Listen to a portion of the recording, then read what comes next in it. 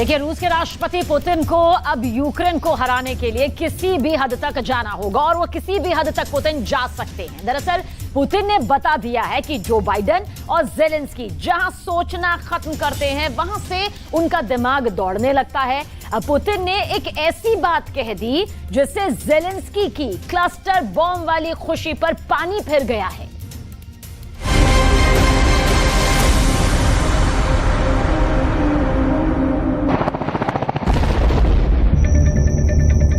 Putin अंतर्यामी है। Putin सब जानते हैं।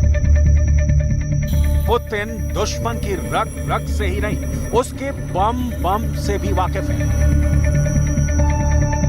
पुतिन सब जानते हैं, दुश्मन की ताकत भी, उसकी कमजोरी भी। इसी वजह से पुतिन का खौफ यूरोप से लेकर अमेरिका तक फैला हुआ है और पुतिन सब खामोशी से देख रहे हैं और समझ रहे हैं।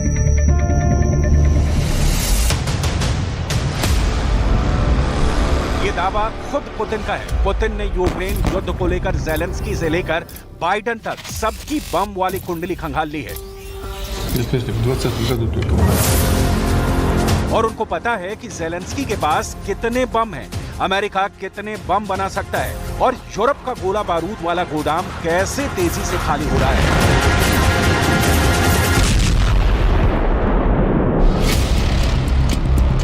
पुतिन ने यूक्रेन को अमेरिका से क्लस्टर बम मिलने की रिपोर्ट के बाद जो इंटरव्यू दिया है, उसकी बातों को बहुत गौर से समझिएगा। आपको यूक्रेन युद्ध को लेकर पुतिन की चालाकी की एक छोटी सी मिसाल मिल जाएगी।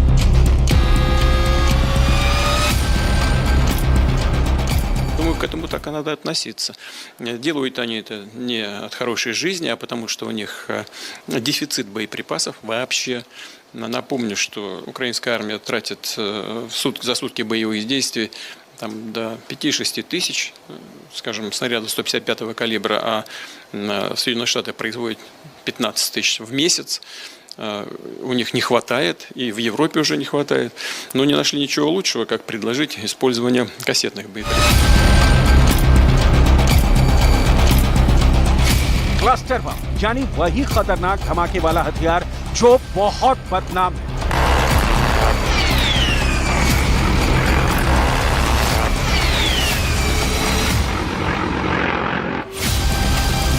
आधी दुनिया जिससे नफरत करती है, लेकिन अब वही क्लस्टर बम देना ज़ेलेंस्की से ज्यादा अमेरिका और यूरोप की मजबूरी बन गया है।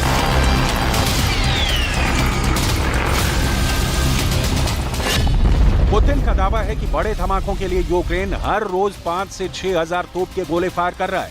ये 155 मिलीमीटर के गोले हैं जो बड़ी तोप से फायर किए जाते हैं, यानी यूक्रेन को 1 महीने में चाहिए 1.5 लाख गोले। पुतिन के मुताबिक अमेरिका पूरे महीने में ऐसे सिर्फ 15,000 गोले बनाता है। ऐसे में वो यूक्रेन की डिमांड कैसे पूरी कर सकता है?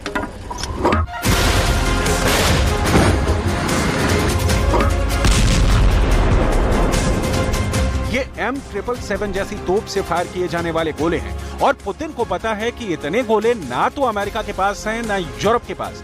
इसीलिए वो ज़ेलेंस्की को क्लस्टर बम देकर तबाही वाली डिमांड पूरी करना चाहता है।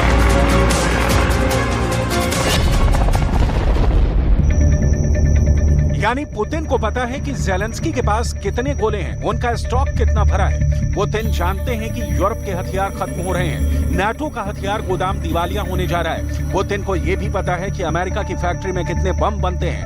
कह सकते हैं कि पुतिन के पास पेंटागन का हर सीक्रेट मौजूद है। उन्हें नाटो के वॉर प्लान की भी पूरी जानकारी है, इसीलिए पुतिन अंतर्यामी कहे जा रहे हैं। पुतिन का अल्टीमेटम बहुत खतरनाक है और इस बार पुतिन माफ करने का इरादा नहीं रखते। ये बात उनके इंटरव्यू से जाहिर हो चुकी है। Достаточный запас различного рода кассетных боеприпасов. Различного рода.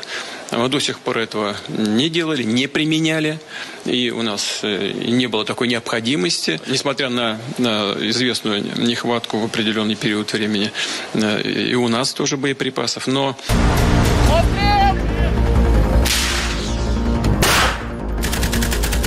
पुतिन के सामने अचानक कई चैलेंज आए हैं। इसमें ज़ेलेंस्की का काउंटर अटैक भी है, बखमूत को दोबारा हासिल करने का ज़ेलेंस्की का इरादा भी है और अब तो क्राइमिया ब्रिज पर हुए हमले के बाद पुतिन बहुत ज्यादा गुस्साए हुए हैं। ऐसे में क्लस्टर बम वाली डील को लेकर पुतिन नाटो से बहुत ज्यादा चिढ़ गए। क्लस्टर बम ऐसे लॉन्च होता है और फिर अपने टारगेट के ऊपर ऐसे फटता है। बड़े बड़े धमाकों के बीच यूक्रेन के युद्ध में क्लस्टर बम की एंट्री हो चुकी है। इसकी बड़ी वजह समझने के लिए आपको क्लस्टर बम को समझना होगा। ये एक ऐसा बम होता है जिसके अंदर सैकड़ों छोटे छोटे बम होते हैं। ये अपने टारगेट के ऊपर एक निश्चित ऊंचाई पर खुल जाता है और उसमें से फिर लॉन्च होते हैं सैकड़ों मौत बरसाने वाले बम जो क्लस्टर की तरह अपने टारगेट पर टूट पड़ते हैं। इनमें से कई बम फटते हैं तो कई बिना फटे जमीन पर रह जाते हैं और यही वजह है कि युद्ध खत्म होने के बाद के लावारिस बम आम लोगों के लिए खतरा बन जाते हैं। इसीलिए दुनिया में क्लस्टर बम के खिलाफ एक आम राय है। हालांकि जो अमेरिका क्लस्टर बम का विरोधी है वही अब यूक्रेन को ये बम सप्लाई कर रहा है।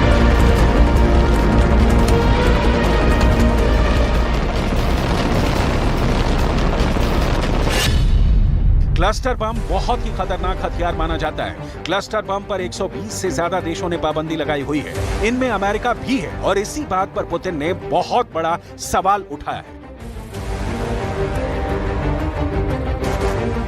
Что касается кассетных боеприпасов, то оценку этим боеприпасам дала сама администрация Соединенных Штатов устами своих сотрудников некоторое время назад, когда использование кассетных боеприпасов было названо самой администрацией США преступлением.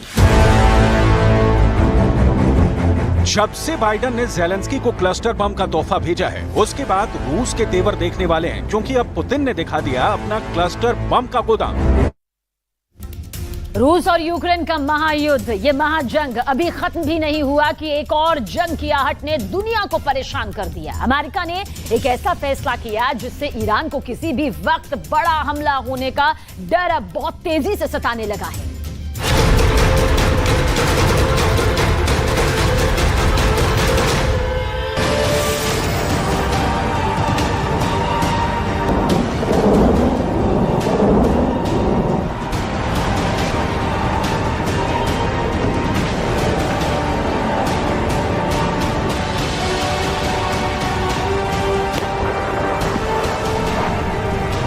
ईरान के खिलाफ अमेरिका ने सबसे बड़ा मोर्चा खोल दिया है, सबसे बड़े युद्ध की तैयारी शुरू कर दी है। सबसे बड़े अटैक के लिए उसके सबसे बड़े खतरनाक फाइटर जेट F-35 और F-16 ने मोर्चा संभालना शुरू कर दिया है।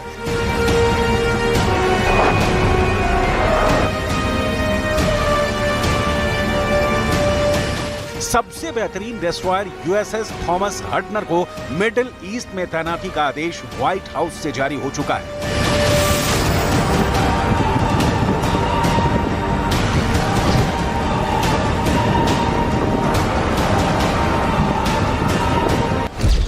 सवाल है कि ईरान पर अमेरिका हमले की तैयारी क्यों कर रहा है? ऐसे हालात क्यों बने कि अमेरिका ने सबसे खतरनाक लड़ाकू विमान F-35 और F-16 को 11,500 किलोमीटर दूर युद्ध लड़ने के लिए भेज रहा है? और सबसे बड़ी बात यह कि यूक्रेन और रूस के बाद क्या दुनिया अगस्त में एक और युद्ध की आग में जलने वाली है?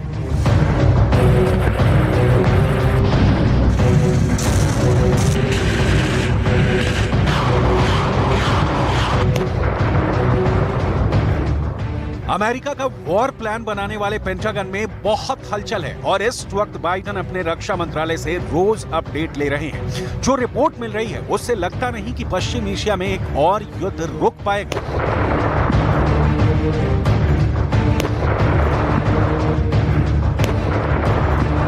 Defense has ordered the deployment of the destroyer USS Thomas Hudner, F-35 fighters and F-16 fighters to the U.S. Central Command Area of Responsibility to defend U.S. interests and safeguard freedom of navigation in the region.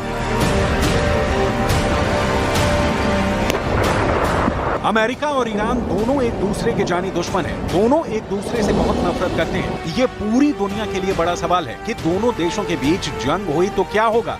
कौन सा देश किसके साथ होगा? America Iran पर कहां से attack करेगा? ईरान के निशाने पर अमेरिका के कौन से हवाई अड्डे होंगे? लेकिन सबसे पहले जानिए कि आखिर अमेरिका F-35 और F-16 को खाड़ी क्षेत्र में क्यों तैनात कर रहा है।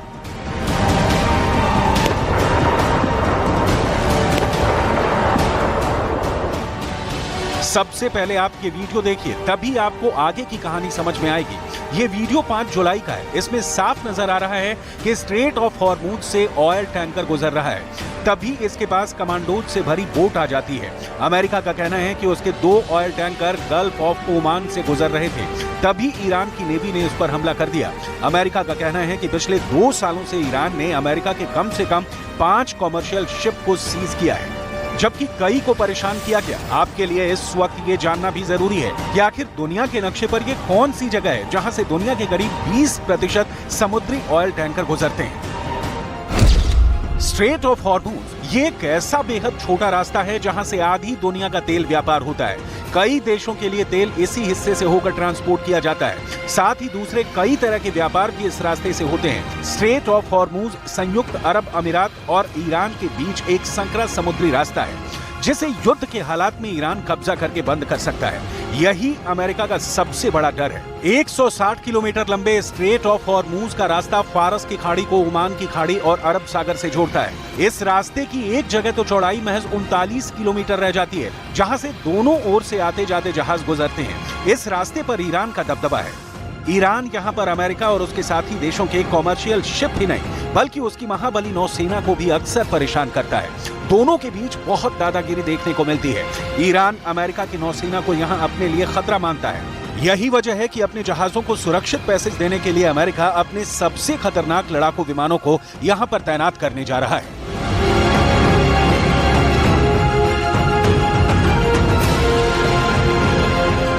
As you'll remember, on July 5th, the Iranian Navy attempted to illegally seize 2 merchant vessels in the Strait of Hormuz and the Gulf of Oman. One attempt included. In light of this continued threat, and in coordination with our partners and allies, the department is increasing our presence and ability to monitor the strait and surrounding waters. We call upon Iran to immediately cease these destabilizing actions that threaten the free flow of commerce through this strategic waterway of which the world depends on for more than 1/5 of the world's oil supply. America भले ही ये कहे कि उसका इरादा फिलहाल अपने commercial ship को सुरक्षित निकालना है, जिसके लिए वो F-35 और F-16 की तैनाती कर रहा है, लेकिन ये तो सब जानते हैं कि ईरान और अमेरिका की अदावत पुरानी है। परमाणु बम के शक में जब से अमेरिका ने ईरान पर कई तरह के प्रतिबंध लगाए, तब से तनातनी और बढ़ गई। उसी का नतीजा है कि अक्सर ईरान स्ट्रेट ऑफ हॉर्मुज से गुजरने वाले अमेरिका के शिप को परेशान करता है। कई बार उन्हें बंधक भी बना लेता है। इसकी कोई गारंटी नहीं कि ईरान आगे F-35 और F-16 की तैनाती के बाद ऐसा नहीं करेगा। ये भी तय है कि अगर उसने ऐसा किया तो अमेरिका अब इसका बदला जरूर लेगा और फिर हो सकता है बड़ा युद्ध, क्योंकि अमेरिका ने जिन 2 लड़ाकू विमानों को तैनात किया है वो बहुत ही खतरनाक हैं।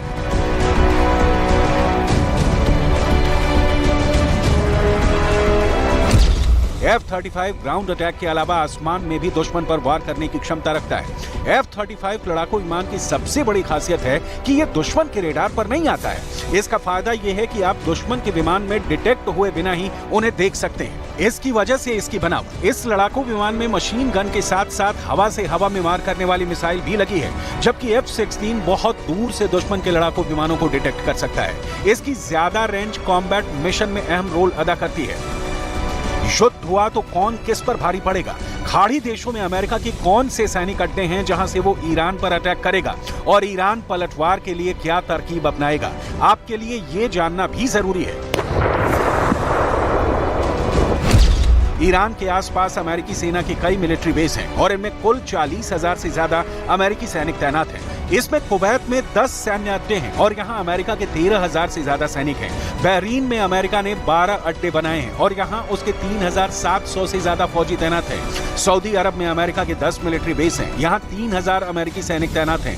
ओमान में अमेरिका के 6 अड्डे हैं, यहाँ उसके 600 सैनिक तैनात हैं। संयुक्त अरब अमीरात में अमेरिका के 3 अड्डे हैं और यहाँ उसके 5,000 सैनिक तैनात हैं। कतर में अमेरिका का सबसे बड़ा मिलिट्री बेस है और यहाँ 13,000 अमेरिकी सैनिक रखे गए हैं। ये वो देश हैं जहाँ से ईरान बहुत ज्यादा करीब है। यही वजह है कि ईरान अब अमेरिका को इस इलाके में बर्दाश्त नहीं करना चाहता, क्योंकि उसे लगता है कि अमेरिका इन्हीं अड्डों से उस पर नजर रखता है और यहीं से वो कभी भी ईरान के न्यूक्लियर अड्डों पर हमला कर सकता है। ऐसा इसलिए क्योंकि खाड़ी देशों में अमेरिका के जितने भी अड्डे हैं, वहां उसके बहुत ही खतरनाक हथियार तैनात रहते हैं। यहाँ अमेरिका का F-16 भी है, F-15 भी है, F-18 भी तैनात है और मौके मौके पर F-22 और F-35 जैसे स्टेल्थ फाइटर भी अमेरिका यहाँ तैनात करता रहता है। इसमें ईरान के लिए सबसे बड़ा खतरा है कतर का अल उदैद एयरबेस, जो पूरे पश्चिम एशिया में अमेरिका का सबसे बड़ा मिलिट्री बेस है। यहाँ अमेरिका के अलावा ब्रिटेन की रॉयल एयरफोर्स भी तैनात है। दोनों देशों के यहाँ करीब 150 फाइटर जेट और बाकी विमान और ड्रोन तैनात रहते हैं। यहीं से अमेरिका पूरे पश्चिम एशिया पर नजर रखता है।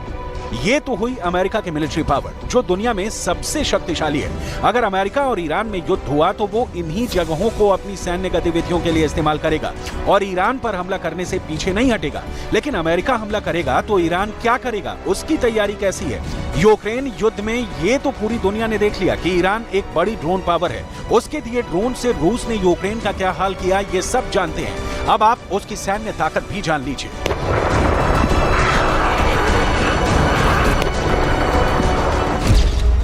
ईरान के पास 5.25 लाख की आर्मी है। उसके पास करीब 500 फाइटर जेट हैं। ईरान के पास करीब 400 छोटे बड़े पानी के जहाज और फास्ट बोट हैं। ईरान के पास 3700 टैंक हैं। इस पावर के साथ ईरान अमेरिका को सीधी लड़ाई में नहीं हरा सकता, लेकिन ईरान की ड्रोन पावर और उसकी डिप्लोमेसी इस वक्त अमेरिका और इजरायल दोनों पर भारी पड़ रही है। एक तरफ ईरान ने सऊदी अरब से दोस्ती कर ली है, तो दूसरी तरफ चीन और रूस के दखल से इस इलाके में अमेरिका की भूमिका को कमजोर किया है। ईरान को लगता है कि अब खाड़ी देशों में अमेरिका के दिन पूरे हुए और अब उसे अपना सामान पैक करके वापस लौट जाना चाहिए, ठीक उसी तरह जैसे वो इराक और अफगानिस्तान से बोरिया बिस्तर समेट कर भागा है। ईरान के आत्मविश्वास की वजह उसके हथियार भी हैं, जो ग्लोबल प्लेटफॉर्म पर ईरान की धमक को और मजबूत कर रहे हैं। ईरान इस वक्त दुनिया की सबसे बड़ी ड्रोन पावर या कहें कि ड्रोन लीडर बन चुका है, जिसके ड्रोन सस्ते हैं, असरदार हैं और युद्ध में खुद को साबित भी कर चुके हैं। पश्चिम एशिया में इस वक्त युद्ध जैसे हालात कभी भी बन सकते हैं। इसे देखते हुए ईरान पहले ही अपने हथियारों को यूक्रेन में भी आजमा चुका है और अब वो इसके साथ अमेरिका और इजरायल को भी चैलेंज कर रहा है। ईरान और सऊदी अरब के समझौते या कहें कि दोनों में तनाव कम होने से दो देशों को सबसे बड़ा नुकसान होने वाला है। इनमें पहला नंबर अमेरिका का है और दूसरा इजरायल है।